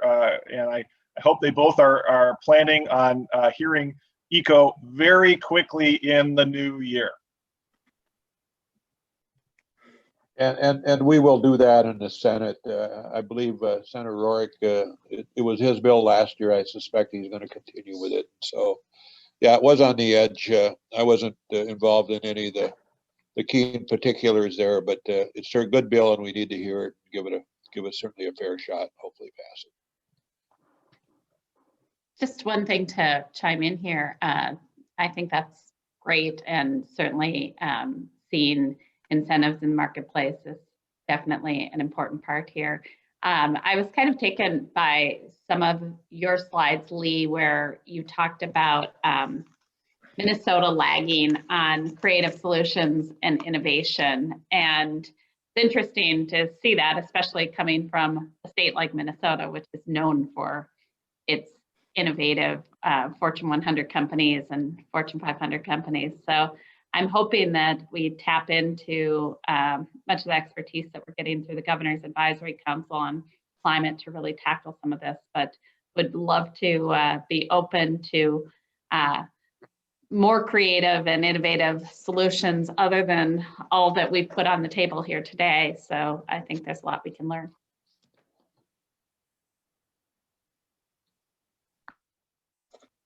Brendan, I think you're on mute. Sorry, I was similarly having a distance learning moment there. Oh, sorry. Sorry, I missed the question. No, I saw your mouth moving. I didn't know if you were if you were saying something, but that no, I was talking to my coworker here. Well, maybe I'll chime in and ask a question to Commissioner Bishop and our representatives and senator. All the low cost and no cost ideas, did something jump out at you? Do you see things that are particularly promising for 2021 session? So, certainly and I think we do have to look at low cost and no cost as we build out right now. So, looking at various partnerships, I think we're seeing a lot from our utility sector right now and through the PUC and really pushing forward this. And I think that, really increasing the Clean Cars Minnesota will be something that, we'll need to have a robust dialogue on with our communities and with our legislature as well. But again, bringing in more choice for Minnesota consumers is going to be, I think, one of the hot topics here as we go forward in this next year. I appreciate the question, and I think there was a lot of great ideas on that list. A couple that stood out to me. One is that I really like the idea of EV ready new buildings, whether those are multi-unit housing or residential, commercial. It's more expensive to go back and retrofit, and buildings last a long time. And if we know that we're going to be if we know that this is the future where transportation is going, then it only makes sense to get started now and trying to get those that infrastructure built out in multi-unit housing or homes. So I'm excited about that idea. I really like the Zach's bill on clarifying utility role in EV investment and making sure we're doing better there. I think that's important. And then I'll give a shout out to I know Representative Steve Elkins was on the line, and I think there was I think we were given a green score in your chart for having a fair EV fee, but I'd respectfully disagree. I think our EV fee is pretty unfair in terms of putting a higher burden on EV drivers than others compared to the mileage and how they're doing, which does create a disincentive for folks to be EV vehicle owners. And Representative Elkins is working on a bill to try to help correct that. Katherine, can you bring Representative Elkins up, pin him up? He's one of our guests on several of these webinars, and I really appreciate that you've been attending. Yes, give me a moment.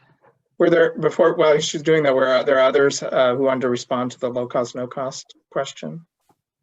Well, I want to build on Representative Long's comment about the EV taxes, and I think Charlie Zelli brought this up the other day on one of the webinars. But when we look at funding for roads in Minnesota, it's of course not just the gas tax. It's the gas tax plus motor vehicle sales tax and vehicle registration, and the gas tax is actually less than half of what goes into that highway trunk fund. And the reality today is that, and Drive Electric Minnesota has done some analysis on this, and it's available on our website. EVs are actually paying more into the highway funds than an equivalent non-EV, because they do cost a bit more upfront, and so that gets reflected in a higher sales tax and registration tax. So our argument has been, at some point in the future, as the costs for EVs come down, this will be an issue, right? Making sure that EVs are paying their fair share. And I think every EV owner in the state is supportive of having EVs pay their fair share for the roads they use. But today, in fact, EVs are paying more than their fair share. So adding additional tax burden is really not a fair thing to do, at least with the reality today with EVs. Yeah, Representative Elkins, you're unmuted if you'd like to interject a comment there. Just real quick, yeah. So I'm developing a bill that appears to be ready to be introduced that would establish a mileage-based road user charge for EVs to supplant the current kind of punitive registration surcharge on EVs. And idea would be that as EVs become a growing part of the vehicle fleet, that the revenues from that mileage charge would grow to offset the related reduction in gas taxes, so that we can maintain transportation funding at a level, on a level basis without penalizing EV owners. And I'm an EV owner as well. Oh, that's great. That's exciting. Everybody's bills that you guys are doing are all very exciting. I have another question from the Q&A where for the representatives and our senator, would you support use of regular federal and state formula funds for build out of charging system? The person says that it's pretty sure this is done in MPO areas, and that the total funding in Minnesota is about $1 billion a year. So this is a little similar to my suggestion, where you could take like the federal funds coming for CMAQ, you could say a certain percentage goes to building out the charging system. Yeah, well, I can answer that a little bit. I mean, the Met Council is using CMAQ money to help build out charging infrastructure already.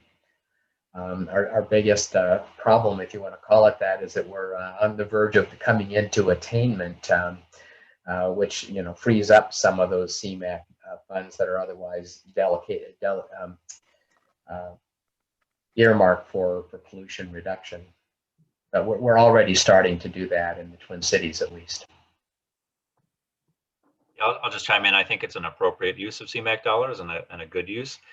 So I'd certainly be supportive of putting that those dollars towards EV rollout.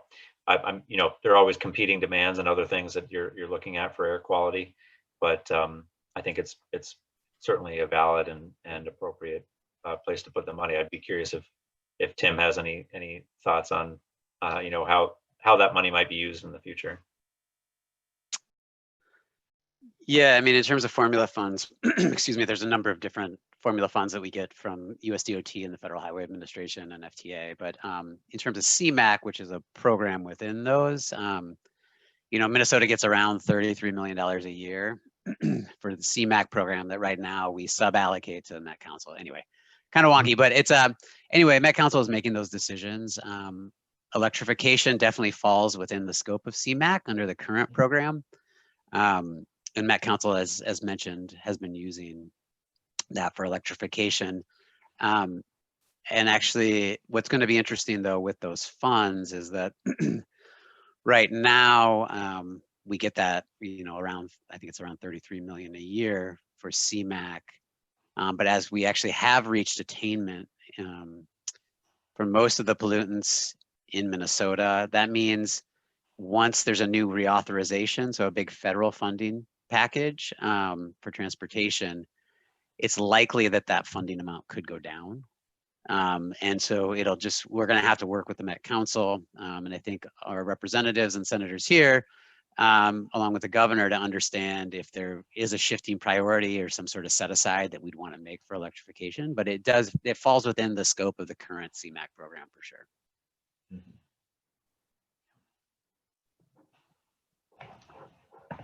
I see another question out of the Q&A is that one of the users says that he has a concern about the long-term usability and reliability of DC fast charge stations, that he's personally experienced 3 successive failed stations on 3 different networks in one day on a 5-degree day last winter. So just concerned about,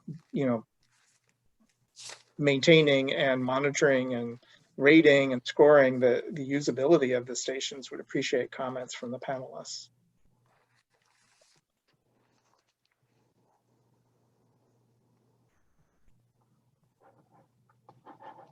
Well, I guess I can jump in. I think this is something that we've definitely heard about, even though it doesn't really fall within the scope of MNDOT. And as an EV driver myself, have experienced this too. I think moving forward, there's a lot of different vendors in the EV charging space right now. Some of those are in Minnesota that have tried to stand out through warranty and service. And I think moving forward, we're going to have to start looking at those criteria. PCA has done a great job with their Volkswagen settlement to really include some of that operating support to help those vendors and require them to really maintain those charging stations. Some of the national groups, I won't name names, but haven't done as good of a job maintaining the stations. And so, you repeatedly hear about complaints about, that moving forward. I think as the market matures, though, I think the level of expectation from users is going to increase as well. And so I personally look forward to that and see that in the near term. One, low-cost solution is just maintaining a scorecard on how well the different vendors and stations are doing to give a sense. Put a little bit of pressure there. The more high-cost solution, I think there's a famous national private access charging network that tends to build like 5 or 10 stations at a time. So if one goes down, you don't have this, this issue. That tends to be more of a reliability problem if you only have one station there in a location and it goes down, there's no backup.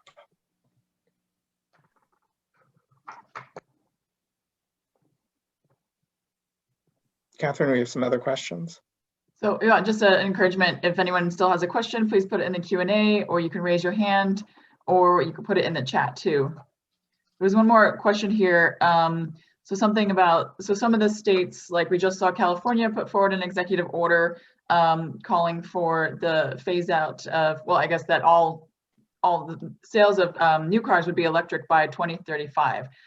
Where does Minnesota stand on something like that? Is that something that would, that Minnesota might adopt in the future? And if so, maybe when? That could be for anybody, I think. So I'm sorry that I was a little bit distracted. So by 2025, what? So by 2035, so California's put out an executive order, and some other Sure. cities and whatnot, London and whatnot, have either, well, some cities have banned gas cars from entering into the city, but other states, I guess, or countries have said that we want all new car sales to be electric by a certain date. So what does Minnesota think about that? And if Minnesota were to move in that direction, when might something like that happen? Yeah, I can start to answer that, and then I'll go to the legislators. That isn't part of Governor Walz's plan. He sees that there likely is still a need for gas engines here in Minnesota, especially given where we see our industries and our consumers and Minnesotans. But I'll defer to the legislators as well on what they're thinking for that, because I've seen that and visited the UK and have seen their pretty aggressive approach. But at the moment, and Governor Walz was clear to senators that were asking about this when California came out, that is not something that is in the administration's plan. You know, I understand the impatience and the excitement that kind of leads to those kind of steps. But I am someone who believes in that the electric vehicle is superior technology, and it's borne out in the economics and the experience of buying and owning an electric vehicle. And just as you don't need, you didn't need a mandate that no one could buy a horse to get people to buy motor vehicles 100 years ago, I suspect that once we eliminate the barriers to electric vehicle ownership that we've discussed today and create the infrastructure, that the transition will happen rapidly, because it's a better technology. It operates better. It's cheaper. I don't know anyone who has driven or owned an electric vehicle who doesn't rave about the experience of owning it. So I think that once people have the ability to get there, they will choose it, just like you wouldn't choose to go back to a horse or a plugged-in phone. I mean, the technology will do that work for us, I think. Yeah, I'll echo what Representative Stevenson has said on that too. And I think, the more education and the more that we get out there, the more people will buy into this. And that's what we're encouraged by. California also has a pretty unique position and to be able to control and drive the auto market that a state of Minnesota size doesn't have. But I agree with Commissioner Bishop and Representative Stevenson that we've also underestimated, I think, quite a bit the speed of technological advancement in the past. And so, some of the projections that we've made about implementation and timeline, I suspect in 5 or 10 years, we're going to look back and say that they were pretty darn conservative, that with battery prices continuing to come down and the attractiveness of vehicles, I think you're going to see a lot faster uptake and turnover than we're projecting now. I wanted to add, with all the chat regarding dealers, that Plug in America is one of the things we're known for is our PlugStar program, which is all about training dealers and a bunch of programs associated with certifying dealers. In many states, we operate programs there. So there's a lot of fairly low-cost things that can be done, and we have a lot of expertise in that area. Maybe I'll quickly, and just, Brendan, you didn't say on your presentation, what's your expectations for 2021 with clean fuels policy? Is there, you think, legislation or an executive order, or what should people expect in that front? Well, the recommendation from the Governor's Council on Biofuels is for the state to develop a more detailed proposal, initial draft proposal by May of 2021, and a more detailed proposal by November. I do anticipate, that this is something that will come up in the legislature in 2021. I think there's a lot of interest from a lot of stakeholders in seeing that, begin that discussion to start. So, and just, reflecting on this question earlier about, internal combustion engine phase outs and things of that nature. I mean, my own view on that is, I think when we look at a lot of the deep decarbonization modeling work that's been done throughout the world, I think it's very consistent with the idea of a portfolio approach, that there's use cases where an electric vehicle makes the most sense. There's certain use cases where a decarbonized liquid fuel or biofuel makes the most sense. There are certainly going to be sectors of the economy that are more difficult to decarbonize, or for which via electrification, or for which just some other technology offers the greenhouse gas reductions but offers some other advantages. So I do think a flexible carbon or technology neutral approach makes the most sense, and I think electrification is going to be a very large wedge when we look at what what it takes to decarbonize by mid-century. But again, I think the portfolio is the way to go, not picking one sort of silver bullet technology, and letting a variety of technologies compete on the basis of carbon reduction.